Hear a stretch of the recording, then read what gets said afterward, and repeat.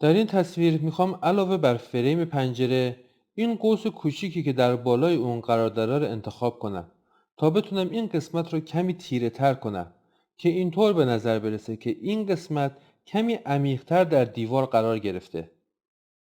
برای این کار میخوام از ترکیب ابزارهای مارکه مستطیل و بیضی استفاده کنم.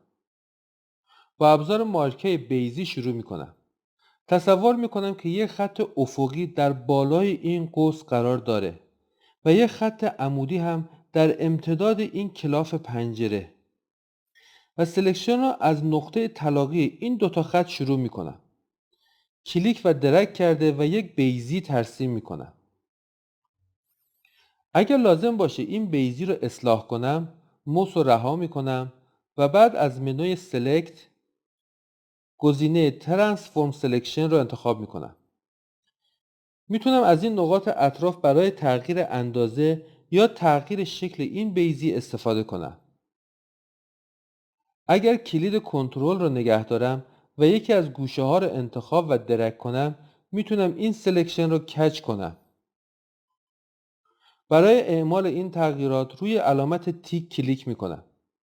حالا برای اضافه کردن باقی مونده پنجره ابزار مارکه مستطیل رو انتخاب میکنم.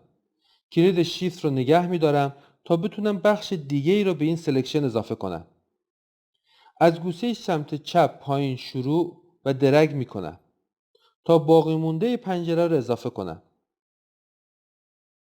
سمت چپ یک مقدار زیاد شده. کلید آلت رو نگه میدارم تا این قسمت رو حذف کنم. در سمت راست هم همینطور. درگ میکنم تا این قسمت های اضافه حذف بشن. حالا میخوام این شیشه ها رو لغو کنم. اما این کلاف و قاب ها همچنان در حالت انتخاب باشن. کلید آلت رو نگه میدارم و کل پنجره رو درگ میکنم تا از حالت انتخاب خارج بشه. بعد کلید شیفت رو نگه میدارم و این کلاف های کوچیک رو دوباره انتخاب میکنم. 3 بار کلیک و درگ میکنم برای خطوط افقی و برای خطوط عمودی 2 بار این کار رو انجام میدم. خب در این قسمت از منوی لایر و نیو ادجاستمنت لایر گزینه برایتنس اند کنتراست رو انتخاب میکنم.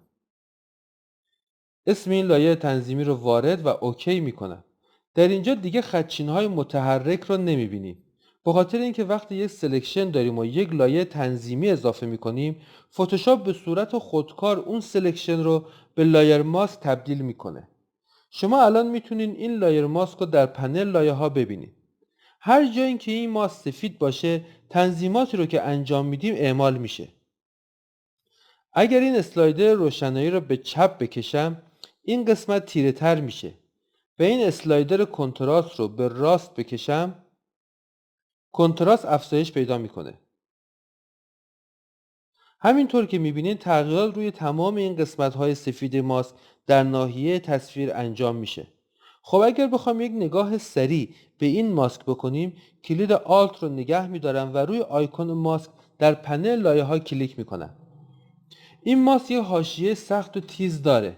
اگر روی آیکون چشم کلیک کنم تا دوباره تصویر رو ببینم میتونیم این لبه های تیز رو در تصویر ببینیم. برای از بین بردن این لبه های تیز از اسلایدر فیدر استفاده میکنیم و کمی اون رو به راست میکشیم. حالا اگه با نگه داشتن کلید آلت روی ماسک کلیک کنم میبینیم که با افزایش فیدر چه اتفاقی میفته. با این کار حاشیه های ماسک رو نرم میکنیم. به این ترتیب تشخیص این که کدوم قسمت ها ویرایش شدن برای بیننده سخت میشه. روی آیکون چشم کلیک میکنم و پنل پراپرتیز رو میبندم. برای دیدن قبل و بعد ویرایش روی آیکون چشم کلیک میکنم. این تصویر قبل از ویرایش و این تصویر بعد از ویرایشه.